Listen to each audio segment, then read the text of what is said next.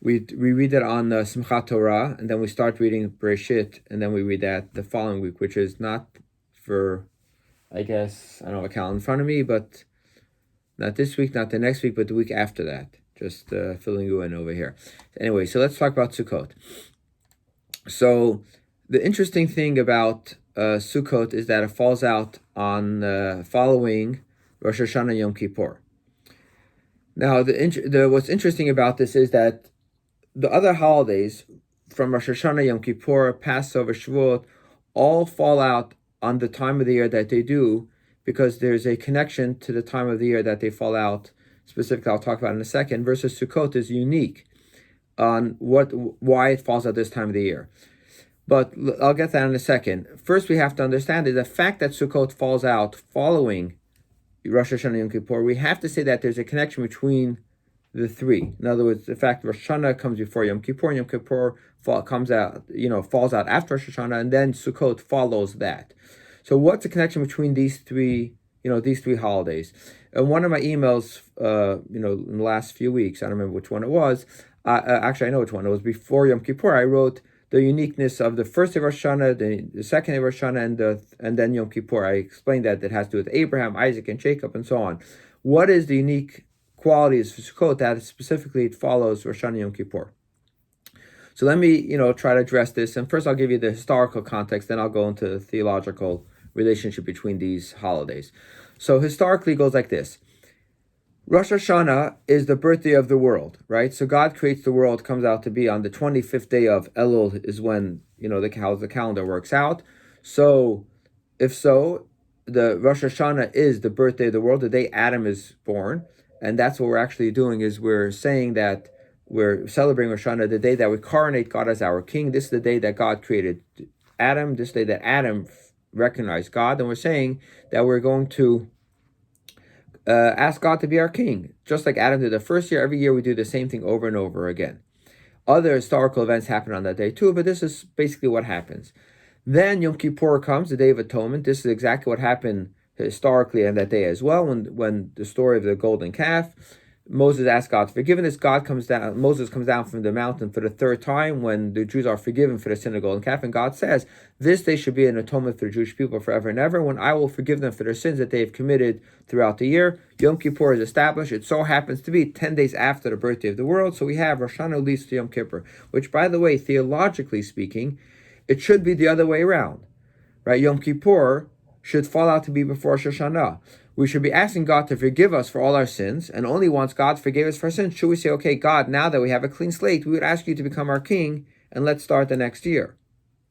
There are reasons why it doesn't work this way, why it goes the other way, but we'll get to that in a little bit. But I'm just giving you just the historical context before we get to the theological context. Okay, now what happens is, so Rosh Hashanah falls out first, that's the calendar. Yom Kippur falls out 10 days later, because that's when that falls out on the calendar. What's Sukkot? Sukkot is a celebration of the Jews being in the desert for 40 years, and the Jews were protected by the clouds of glory that protected them from the sun during the day. It's very hot in the desert. By night it gets very cold, so clouds of fire kept them warm during the night. And that's really what we're doing. We're remembering that they protected us for 40 years in the desert. So we take a week during the year to remember this protection. The question is, why do we do it then during the fall? We should do it during the spring, during the summer, some other time during the year, which is more convenient. Why during the fall? So the sages explain that God's intention was that don't do it when it's a convenient time for you to sit out in the shaded hut. By the way, we're following the calendar in Israel, not of other parts of the world, although our weather here in Philadelphia actually fits with Israel as far as the temperature, but not everywhere is it like that. For example, Arizona, it's pretty hot right now. They're happy to sit in the hut, or their house actually get too hot. They need to put air conditioners in. But it depends. In other words, I think you get the drift. Depends where you're sitting in the world. We follow the temperature or the weather of Israel, and in Israel, this is the time they're coming in from outside from the fields, watching the harvest and so on and so forth. So it's you're staying outside to show that the only reason why I'm staying in my hut is because God wants me to. Versus Passover, the Jews left Egypt that day, right? The 15th day, or 14th by night, right? The 15th morning. That's when they left Egypt. Shavuot, God gave us to the Torah 50 days after they left Egypt. It's exactly what happened. Sukkot is unique. But it's not just the fall, which is the time of the harvest, the 15th day of the month of Tishrei. But the fact is that it also does follow Rosh Hashanah Yom Kippur. So we have to say there's a connection between the two, right? Rosh Hashanah Yom Kippur and the month of Sukkot and the holiday of Sukkot. So what's the theological connection? So let's address a little bit first the theme of Rosh Hashanah and Yom Kippur, which leads us to Sukkot. What is the theme of Rosh Hashanah? This is a question that we have to address. So the theme of Rosh Hashanah is that we ask God to become our king. What does it mean to say that we're asking God to become our king? Is basically, how do we do that? By acting as a Jew should act, by doing a mitzvah. Primarily, it's obviously prayer, but also what else do? We blow the shofar, right? Blowing the shofar is a sign, it's an action, something physical that we're doing by coronating God as our king. The theme of Yom Kippur is really asking for forgiveness, right? And to the point, by the way, that it says and this is based on the verse of the Torah, it says that itzumo shel yom mechaper, which means to say the essence of the day, or in other words, the fact that we're fasting on this day, that itself is enough that we're forgiven. The prayers are only additional aspects of the day. In other words, if we only fasted on that day, in other words, if we didn't go and pray, right? Let's say we just went and what do you call it? And we just went and sat home the whole day on Yom Kippur, right? Like this year, by the way, a lot of people did.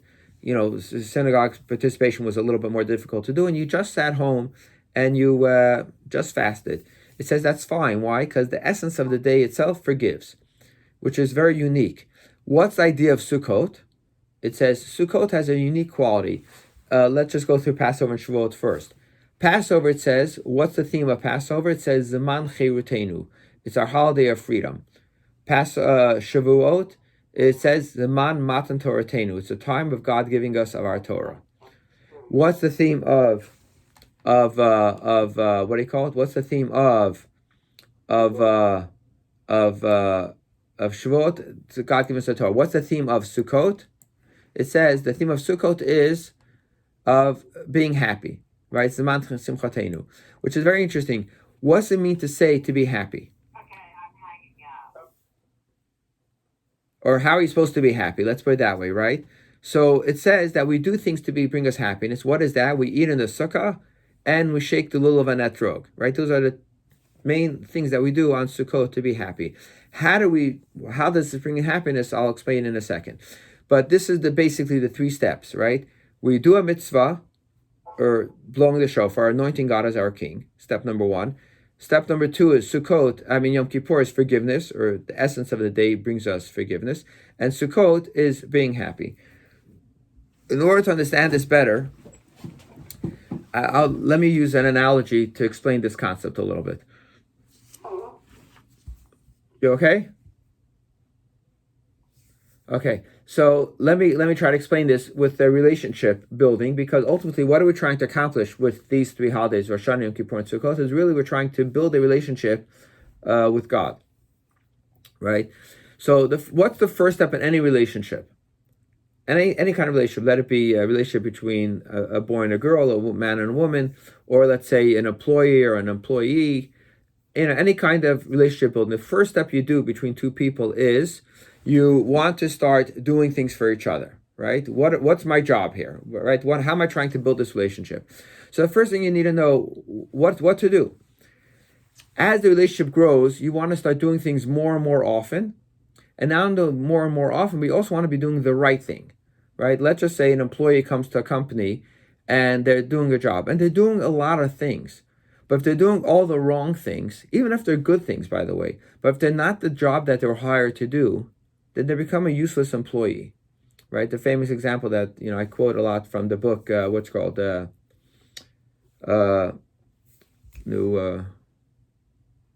looking if I can see it on my bookcase over here. Joe, what's the name of the book there? From Grant. What's the name? Give and Take. Give and Take, thank you, right? That if you give from Give and Take, that the example that he uses, if the employee comes and gives as a giver, right, always doing good things, but the wrong things, not the job that they were given to, they were asked to do, and always helping other employees, then they're not doing the right job, right? Even though they're doing work, but they're helping every employee except the boss, right? Same also in a relationship. A lot of times you'll find people that they're doing good things. Or the example that's given, by the way, in marriage books is that the husband is always making coffee for the wife because he likes coffee, and therefore he's always making coffee for his wife, but his wife doesn't like coffee, right? So it's a useless gesture. You're being so kind, but your wife actually is not interested in that, right? This is, by the way, sometimes a problem in marriages, that it's called overprotectiveness, right? That you're always by your wife's side, but your wife actually wants some breathing space, right? They want some room. They want to go shopping without you by their side. They just need some space in their life. But they're people sometimes too protective. By the way, we have this also in Judaism, that people like to serve God their own way, not the way God gave us mitzvot. God gave us commandments, said, this is the way you should serve me, right? Light candles on Friday night. Well, that's actually a rabbinic commandment, but I'm just using that example. Light Friday night candles before Shabbat starts. If somebody goes and lights Shabbat candles after Shabbat starts, that's actually a no-no, because God says, do not kindle fire on Shabbat. By lighting candles too late in the night, we're actually desecrating Shabbat instead of making Shabbat holy, because you're doing it your way versus God's way. That's not what God wanted us to do. Or let's say God says, put on tefillin, right? We know that tefillin, the rabbis learned from this, that tefillin is supposed to be done by day, not by night. If you come and say, oh, I'm going to do tefillin my way and put on tefillin by night, that's not what God intended, for example, right? And so on and so forth. The examples are endless. The point is that the idea of building a relationship is when you do something for the other person the way they want it done, not the way you want it done. There's a lot of articles on this. Usually it's during Thanksgiving time or Christmas time. This is the gift giving seasons.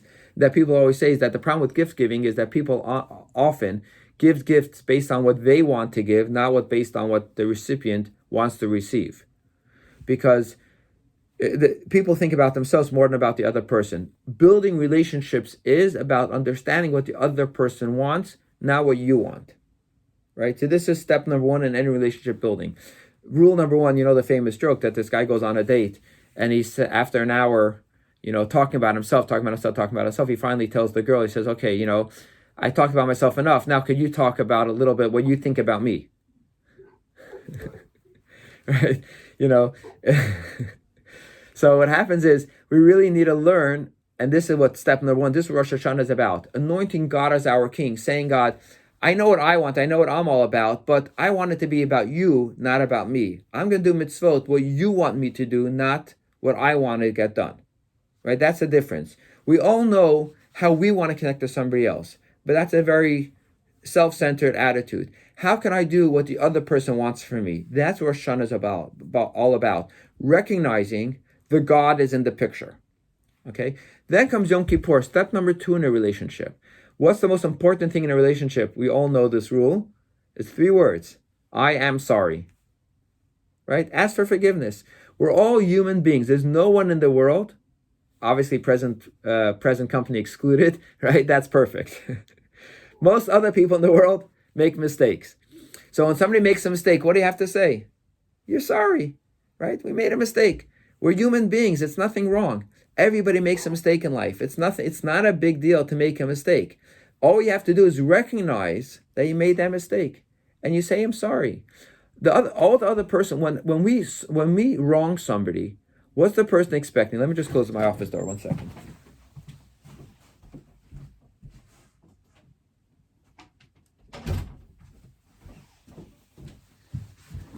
Just every person comes to the building, I hear it, so anyways, so what happens when we make a mistake? The other person, they're not so upset at us when we make a mistake. They're more upset that we don't recognize that we made a mistake, right? A simple thing could be, the other person, let's say somebody's sleeping in a house, right? And you walk around the building, the house, whatever, singing songs, right?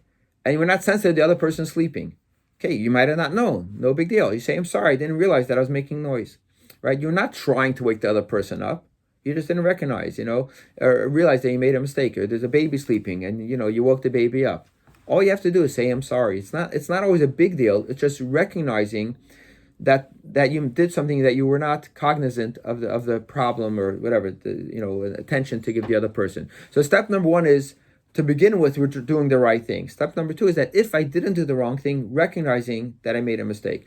Obviously, this could go deeper. What happens if the thing that I did was actually bad, and maybe even sometimes intentionally I did something wrong, or I was very careless and therefore I really hurt the other person, then that a sorry has to become more than just, oh, I'm sorry, I was reckless, but then it has to be more, more sincere, and so on and so forth. And this is something that we work with, and this is the idea of Yom Kippur, right? Step number 2. Now, what happens is sometimes there's a day of the year, and I'll call it, an anniversary. It could be a work anniversary. It could be the time that you go into your boss and you're asking for that raise, right? Or it could be in a relationship, let's just say in a marriage, it might be the wedding anniversary. That comes around that time of the year. And you say, you know what? Let bygones be bygones.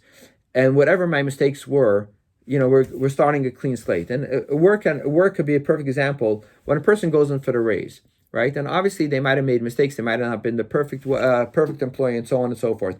But if your boss is ready to give you a raise, that means to say that they recognize that they forgave you for everything that you've done before, all your mistakes. Not only, sometimes you're not sure when you said, I'm sorry, did the person really forgive you, right? Did they really accept your apology and recognize that you're just human and you made mistakes? If they've given you a raise, that's a recognition that your mistakes were actually forgiven and they understand that you're just a human being. Same thing also when you have a good relationship and the anniversary comes around and you have a celebration of life and you can really be, celebrate that time. You say, you know what, whatever mistakes are mistakes in the past, now we're going forward. We're going, like they say, hala, forward only, right? We're not dwelling on the past mistakes. We're only going to be going forward, looking positively to what's coming up ahead. That's really what Yom Kippur is all about. But that could also be positive, but are we excited about it, right? How do we be joyous? How are we happy about that? How do you stand up and dance from that moment? This is what Sukkot is all about. Sukkot is about the celebration, the joy that comes with it. How do you have joy in this? This takes much more than just saying sorry. This is a recognition that life is not about you, but it's about the other person. This is a much greater recognition. What does that mean to say? So let me, again, this is every relationship. We could use the example of being work, and we'll use an example of, let's say, marriage. And work, this means to say that the employee is not just saying sorry for the mistakes that they've done, but they're committed to their job, that for them, their work is their life. Not in the sense that it's their life, it overtakes life, they don't have a private life. Not what I mean to say. I mean to say is that they're not looking for another job. They're not thinking, am I going to change companies? They have true commitment and devotion to this company, to this job. This is their life. In Hebrew, the word is bittul, meaning say there's self-nullification. There's a recognition that the company is kind to them. They're giving them a livelihood. This is what they're here to follow orders, not because they're not questioning orders. Of course, there's a conversation going on, but it's not about them. It's about the greater cause. In other words, they've drank the Kool-Aid, if I could put it that way, right? In other words, that they're all in. And whatever they're doing, it's never about them, but it's about what has to be accomplished.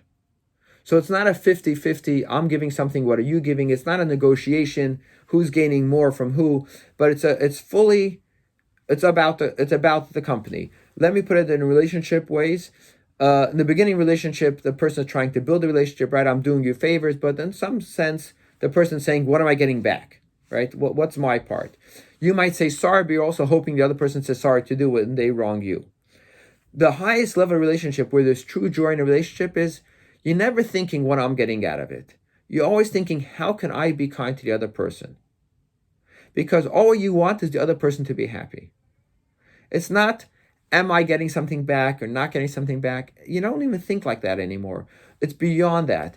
This you could usually see, by the way, in relationships, in marriages that are married, couples that are married for a very long time. You could see there's a certain joy that they have in the relationship. There's a certain, they mesh in a certain way. It's because they came to the point in their life that they're always looking out for the other person. There's a certain comfort level that they have.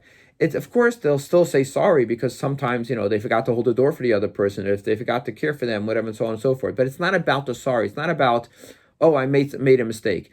It's their whole attitude is about the other person. That's all they think about all the time. It's a different kind of recognition. That's what pure joy is about. It's a freedom, if I could say, that they're free, And that's why they're so joyous, because they came to a point in life that it's this recognition that it's only about the other person. There's no level of uncomfort between the two. And that's the point over here. And it's an unbelievable level of just like letting go, if I could put it that way. And that's what Sukkot is all about. So Rosh Hashanah, we blow the shofar, we appoint God as our king. Yom Kippur, we ask for forgiveness. But Sukkot, we sort of let it all out. Okay, so it's true we drink some l'chaim in the sukkah. That's true, but that's just to help us in the process. But really, it's like letting free. Now, I want to explain some halachic concepts that help understand this concept a little bit better. And in a sense, I'm using this explanation a little bit of a introduction to explain something even deeper. Okay, so when it comes to Sukkot, we have two major mitzvot. What are the two major mitzvot?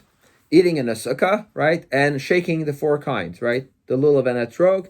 On the lulav and etrog, we also have the hadassim, the myrtles, as well as the aravot, the what do you call it? The willow leaves, right? Okay. So I'll talk about the details of that in a second. But generally speaking, there's an interesting law. The Torah says about both of these, the sukkah and the lulav and etrog, it says that these have to be yours. It uses the word shalcha in Hebrew, which means yours. Okay? But then the rabbis coming saying, what does it mean to say that this has to be yours, right? We don't take anything just for face value, right? What does it mean to say that it has to be yours?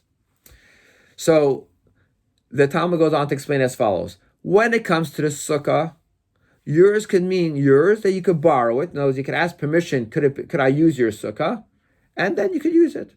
As long as you don't steal it. Meaning to say that you can't go into somebody else's sukkah without permission. Right? So if you see, let's say somebody, can't afford to build their own sukkah, or a common thing might be, let's say, in apartment complexes or apartment buildings today, in America, or in the olden days, used to be, let's say, they had little courtyards, right? A bunch of houses, 10 houses, whatever it should be together, and there's a courtyard. So if one person built a sukkah, everybody just can't go and use it without asking permission first. So today, the common thing is, by the way, people just join in together and they build it, jointly, right? That's the concept. Okay. How about a lulav and etrog? What happens then? Today, by the way, it's very common people buy their own.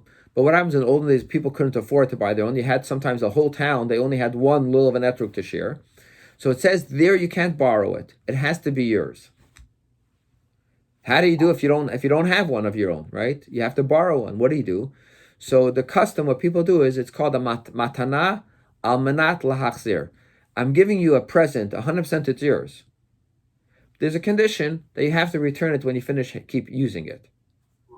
But it can't be borrowed. It has to be a gift, 100% a gift. It's conditional that you give me back the gift when you finish using it. But it has to be a gift 100%. The question is like this. We're playing games over here, right? It's words that we're using. Why could the sukkah be borrowed and the lulav and etrog can't be borrowed, it has to be gifted? Interesting, right? What's the difference? It's an interesting concept. So the explanation is like this. It says that the sukkah, right, is a huge sukkah, and it says that Kol Hezrach B'Yisrael Yeshvu Basukot. It says that all the Jewish people will sit together in the sukkah together. It's a true Jewish unity, right? Everybody comes together, we sit in the sukkah united as one. On the other hand, it says, when it comes to the lulav and etrog, it says, it's a mitzvah that each person's on their own.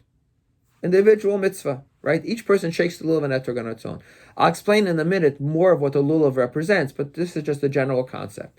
So when it comes to the sukkah, which is a much more general yours, it's more of a plural yours. Therefore, even if it's borrowed, it's fine.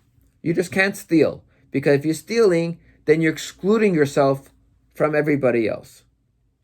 The lulav and etrog, it really has to be yours. So let me just go back to the joy aspect for a second. Okay?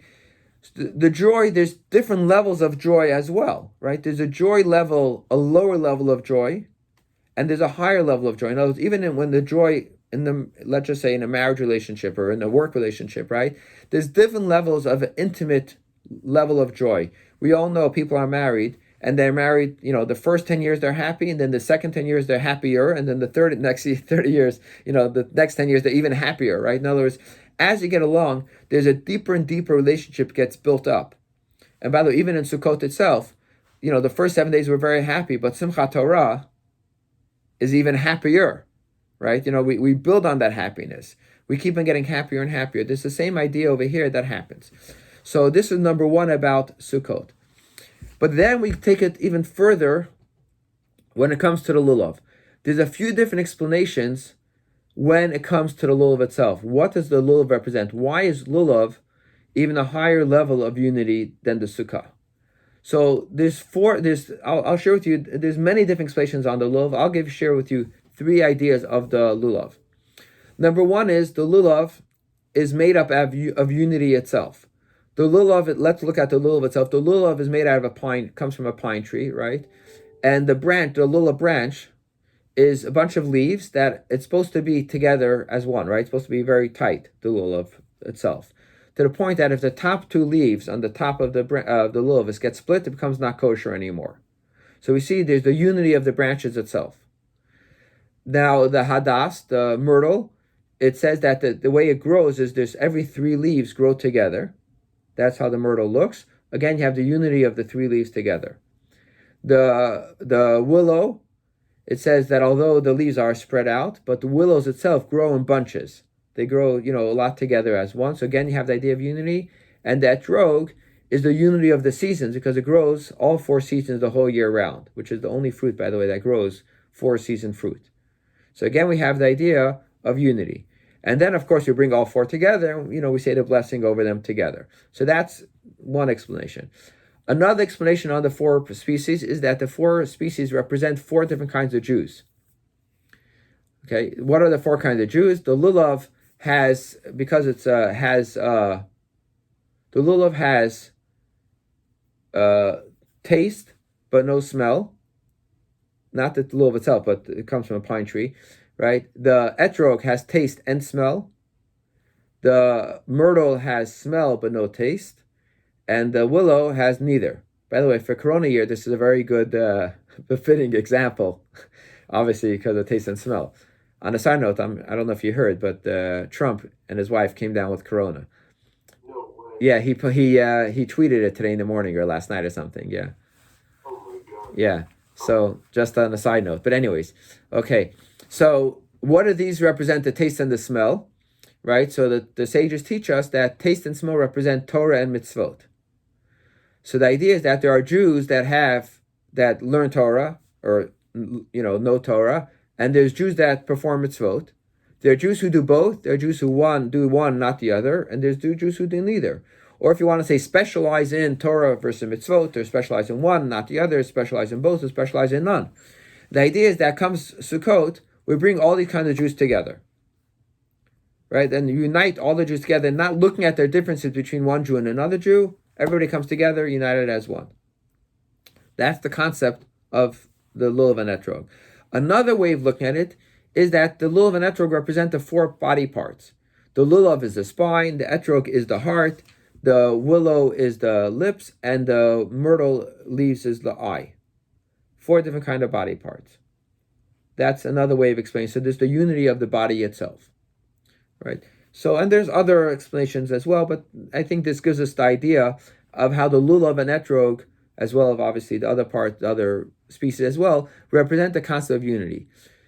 And if I could take this even further, to explain this idea of unity, we all also have different personalities, right? Actually not personalities, different moods, right? That we might be in. One day we feel like this, one day we feel like that.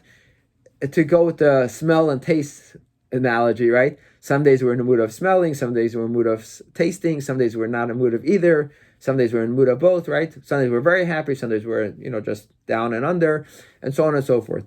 The idea is that, what's the idea of bringing this all together? Is recognizing that we're bringing this, I would say, in a sense of bringing it all together in a united way, and to be joyous at all times. And this is really what the concept of Sukkah is, that we go step by step in our life. And sometimes we have to start over continuously, start doing the right things, starting with the right actions, leading to the sorry and coming to the joy, and bring this all together. And this is ultimately the concept of what Sukkah is all about. Coming to a Sukkah, let's say, embracing the Sukkah, celebrating in the sukkah. And I know this year it's hard to do that with extended amount of people, even though it's outdoors. Not everybody feels too comfortable. But the concept of it is getting out of our comfort zone, embracing the joy of life, and celebrating together on Sukkot. That's I would say the theme of what Sukkot is, especially following Rosh Hashanah Yom Kippur. That's What are the rules for shaking the lulav and Ezra? great question. So we do it during the day. Obviously, preferable to do in the morning. But Carol, thank you for bringing that up, because part of the idea of the unity of the shaking is also that we hold it all together, all four kinds together, right? In addition to holding it together, we actually shake it also to all the directions of the world, right? All six directions, east, west, north, and south, and up and down. Again, trying to unite and bring together all the corners of the world. Thank you for mentioning that. Right. So in addition, we do it in the morning. And the reason why we do it in the morning, you could do it any time during the day. Preferable in the morning. The reason why we want to do it in the morning, because you want to start off the day with a mitzvah. But not at night. No, we don't do it at night. Correct. It has to be done by day. Correct. And not on Shabbat. And not on Shabbat either. Right. The reason why we don't do it Shabbat is actually similar as the reason why we don't blow shofar on Shabbat, is so that we don't carry it on the streets. What's that? Because you don't carry on. Correct. Right. Correct. Yeah. Anybody else has any questions here? Rabbi, Yeah. Do we wear tefillin on Shabbat, on Hol HaMoed of Sukkot? So some people do, some people don't. The Ashkenazic Jews do wear tefillin. Sephardic Jews don't. Chabad follows the Sephardic Jews, and we don't. Okay, thank you. Sure, no problem. And as Jews, you gotta ask, what about food? I mean, in terms of, directly from the Bible, or, obviously, anything that... Unique foods for Sukkot? What type of food specifically, not traditionally, but from the Bible? Is there something that, we have to eat? In the Sukkah, you're saying, on Sukkot? Yeah. No, so there's no actually, I'll tell you, so there's no specific foods that we eat on Sukkot, but I will tell you something else about food, related to Sukkot. Another interesting idea. So we don't actually eat anything specific, but it is customary to be happy on Sukkot, right? So, I'll talk about this, and I'll explain something interesting. So, although there's no food, people like to drink and to be happy, right? Two things I want to mention about this in this concept. So number one, it says that when related to both the sukkah and lulav, it uses the word rishon.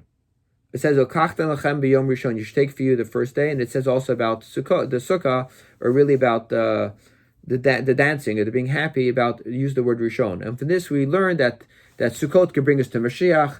This idea of unity, right, to bring all the Jewish people together, could lead us to Mashiach, and so on and so forth. Now, why is it that specifically Sukkot, from all the other holidays, we have this closest connection? And the answer is because, talking about joy, right, talking about relationships. In relationships, why is it that only the best relationships could come to true joy? And I mentioned before, because in a good relationship, it's always about the other person, which means that we put our self-needs aside, right? The more you can put your ego aside and be about the other person, the happier you'll be in a relationship. Because when we're self-serving, we're always thinking about, what am I getting out of it? When we're so self-centered, people think that makes you happy, right? But the reality is, we all know that money does not buy happiness. When we're all self-absorbed, it doesn't make us happier. It could buy us more things, but things don't make us happy. Giving makes you happy.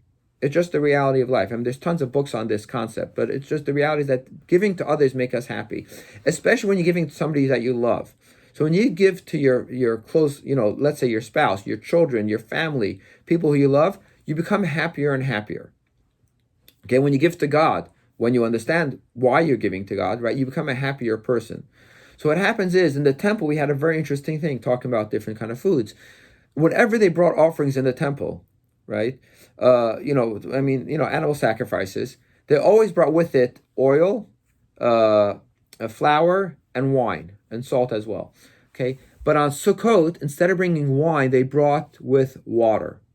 They poured water on the altar, and because of this unique custom of bringing water or mitzvah, bringing water instead of wine, it said that they danced the whole night with musical instruments and so on and so forth. Obviously, not the first night because it's a holiday. The second night and throughout the week, they dance the night away. And the question is, why did they bring water instead of wine? And the answer is very simple. Wine makes us happy, right? Alcoholic beverages make us happy, get us drunk. Water doesn't do anything to you, right? I mean, we could all admit to that. Water doesn't do anything to us. But here's the thing. Think about this for a second. A bride and groom on the night of their wedding, do they need to go to the bar to drink? Or they're happy without the drinks? If they need the bar to help them get married, we know we have a problem on our hand, right? This wedding is not going the right direction, right? But the guests, they need a bar. Why do they need a bar? Because they're not getting married. They're just guests at the wedding. For them to really get into the dancing, they need a little external support, right? A little alcohol will go a long way to get them motivated to dance because they're just, it's not their wedding, right? They need it to get them motivated to dance with the bride and groom and make themselves crazy and dance, etc., etc. A little alcohol will go a long way. So the bride and groom or the family, right, spends the money on the bar to get everybody else dancing. But the bride and groom don't need any alcohol. So the same idea over here. After we went through Rosh Hashanah, right, made that commitment, started doing the mitzvot for God. Comes Yom Kippur, we ask for forgiveness. We know that God accepted our forgiveness. Comes Sukkot, we don't need any alcohol. We are so happy naturally that water does the job. So we pour water and we take water instead of the alcohol.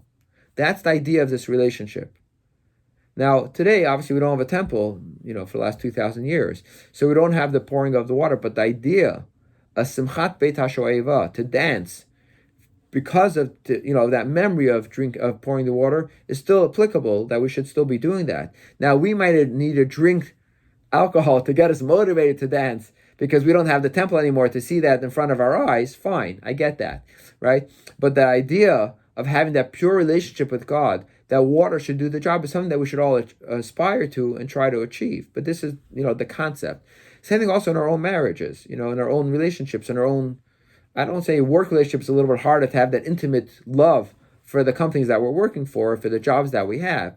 But at least in theory, this is something that we should work on to have, at least within our own family lives, to have such a close relationship that we should not need to have, external stimulators, right, to bring about that kind of love that we should have one for each other. I think if this is a lesson that we could take from Sukkot, to have, this intimate, loving relationship, then it's worthwhile to learn from.